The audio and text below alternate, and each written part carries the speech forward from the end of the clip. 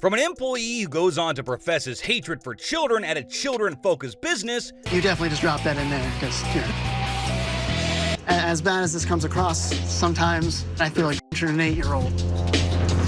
to a general manager who treats women as puppets for his own amusement. Go! Oh, get some of that. Come on, girl. Who wants to go home? Oh, look. Ooh, doggy. Oh, they look tasty. Who doesn't want to spend the rest of the afternoon with me? Here's a list of employees fired on Undercover Boss. So hang on, because things are about to get heated. In today's video, we're gonna see some people getting fired on Undercover Boss. So sit back, relax, and without further ado, let's get straight into the content, guys. We're starting off with a delivery driver who at first seems like he knows what he's doing, but eventually reveals in a conversation that he'd been super neglectful with the work. In Season 5, Episode 3, we were introduced to Jane Grody-Abel, the chairwoman and owner of Donato's Pizza. She naturally wanted to ensure that the 50-year-old family business is being effectively managed at all of its branches. Donato's, with over 5,000 employees, is one of the most lucrative pizza chains in the country. But maybe it doesn't have the best employees all over, because you're going to be completely stunned by her interaction with a delivery driver. Let's see how it all goes. Today I'm at our campus location at The Ohio State University, and I'm going to be working as a delivery driver. A delivery driver is a really important part of our business, and the reason for that is they're actually taking our product to the customer's home. So they have to be respectful, they have to be courteous, they have to drive within the guidelines of the law, because they're representing Donato's out on the road. Hi, is Aaron here? Hey, how's it going? That's Hey. me. Oh, hi. Hey, nice to meet you. And so Aaron and Jane, who's disguised as Kathy, hit the road to deliver pizzas. And then comes the first stop, and it all seems to be going pretty well. You want to address the customer by their name, tell them the total. Hey, what's up, Mark? How you doing? Good, how are you? I'm pretty good. All right, here's your pizza. If you could just go ahead and double check that. Looks good. All right, awesome. It's $15.68, you were going to be paying with cash? Yep. All right, cool. Here you are. All right, thank you. The change. Awesome, thank you. Have a Appreciate good it, one. Mark. All right, you have a good one. Thanks. He got some really good energy while speaking with the customers, and Kathy loved that he's got good speed too at delivering. At the next stop, he lets Kathy take over while delivering the pizza. Aaron goes on to say that he's gonna make her up her game and become the best delivery driver by the end of the day. So we do know that the guy sounds dedicated to the job by this point. And he actually makes her do the delivery correctly and times her for it. And when she does it while keeping time in check, he even appreciates her. It's impressive to see people so dedicated to their jobs. By this point, she's really happy with Aaron and how he engages with customers. But let's not be so sure, because what he's gonna say next is gonna change everything. You would encounter some really weird stuff. Like what? A lot of people smoke pot, invite me to come in for a little bit, and if I'm not very busy, indulge. You do not. I can't think of another time I've been this disappointed. When you see so much hope and potential in someone, it feels like betrayal. What a revelation! But we know Jane is right to want the best people in her team. She's extremely disappointed and feels it's not only unsafe, but also illegal. It's illegal, and it's just not okay. But he put a lot of people at risk. She even wanted to take off her disguise and fire him there herself. But she obviously couldn't blow her cover already. She didn't even want to get back in the car with him and pretty much wanted to drive the car herself, presuming that he must have smoked up earlier. You did really. Should I drive back to the store? Should you drive back to the store? But she maintains her composure and soon after this, tells him that she'd fire a guy if he was working under her and smoking pot because it puts so many people's life in danger. And to which he responds by saying he'd never tell his boss that he does it. Like, if my delivery driver did that, I would fire them. Well, I don't tell my bosses that I do that. Oh boy, he pretty much walked right into it. After a week of Undercover, she goes back to being Jane Grody-Abel, and so she calls her associates to give them feedback. And that's when she meets Aaron as herself. As much as it's neglectful to indulge in smoking up during the work hours, and even other than that, one thing we do know is that this guy's really good at what he does. But here's how that conversation goes. You're upset with me? I'm very upset. I can't believe you would, in your Donato's uniform, make a decision to do something that's illegal.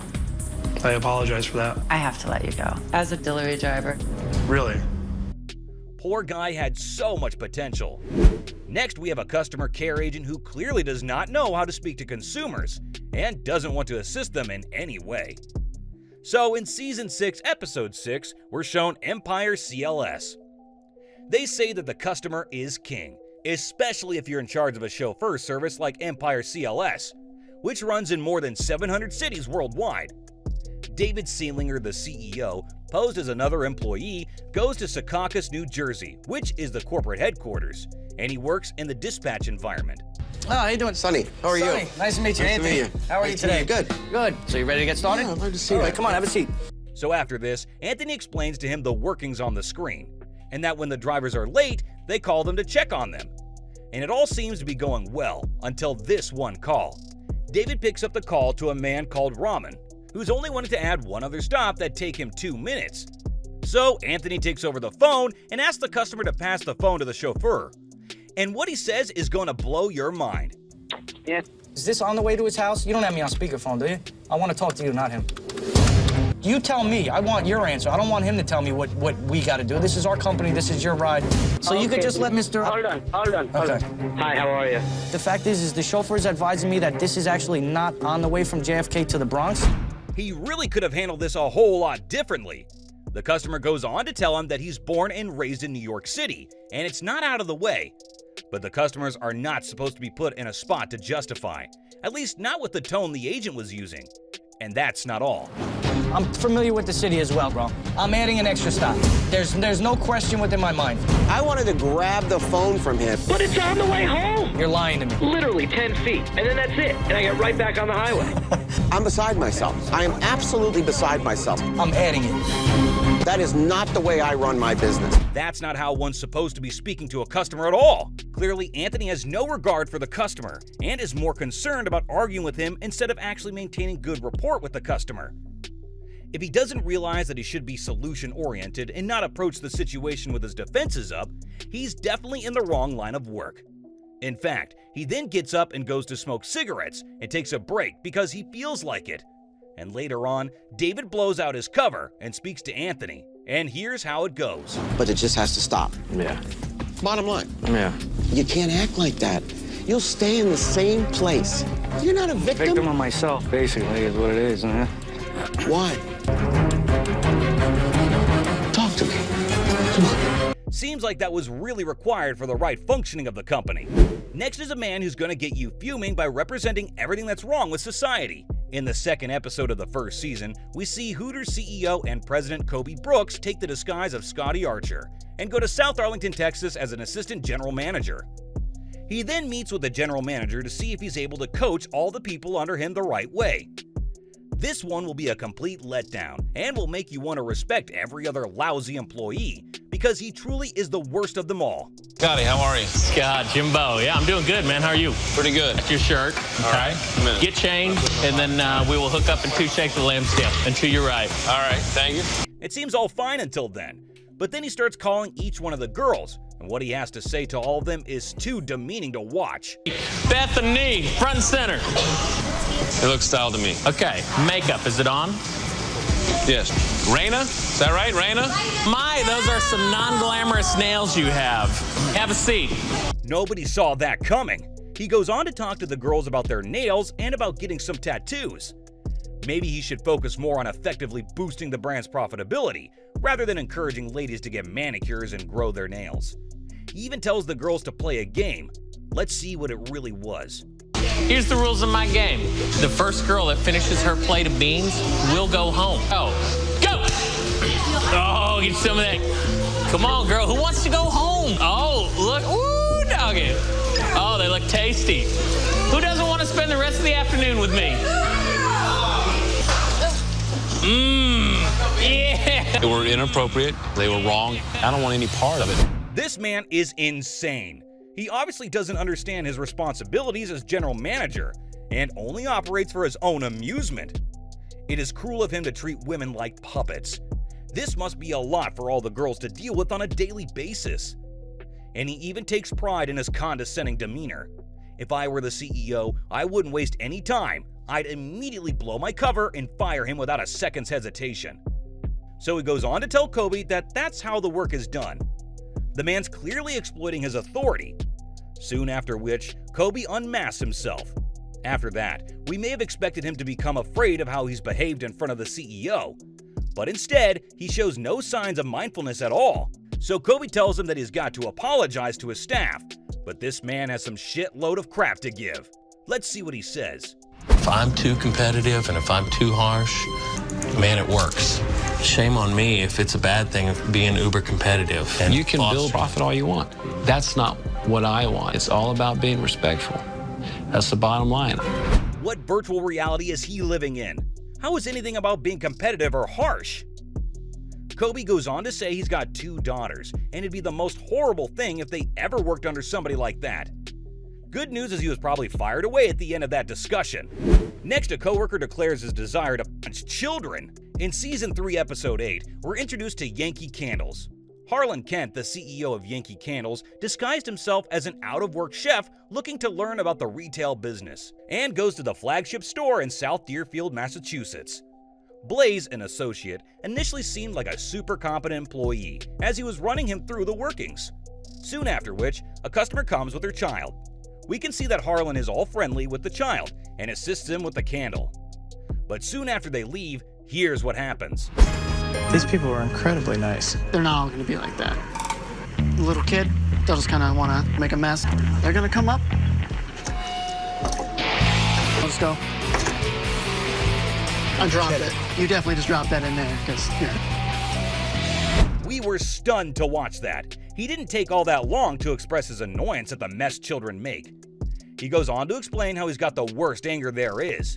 But that does not imply that you would act irrationally towards those around you. That's not all. He then expresses his hate for all people in general.